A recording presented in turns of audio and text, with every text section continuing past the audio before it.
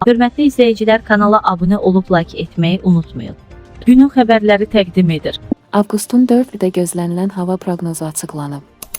Milli Hidrometeorologiya Xidmətindən ajans AZA verilən xəbərə görə Bakıda və Abşeron yarımadasında hava şəraitinin yağmursuz keçəcəyi gözlənilir.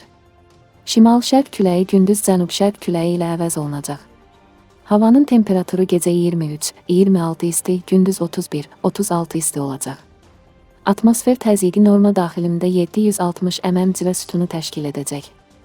Nisbi rütubət gecə 70-75, gündüz 45-50 olacaq. Azərbaycanın rayonlarında havanın əsasən yağmursuz keçəcəyi gözlənilir.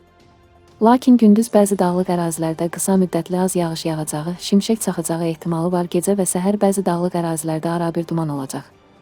Mülayim şərq küləyi əsəcək. Havanın temperaturu gecə 22-26 isti, gündüz 33-38 isti, dağlarda gecə 15-20 isti, gündüz 23-28 isti olacaq.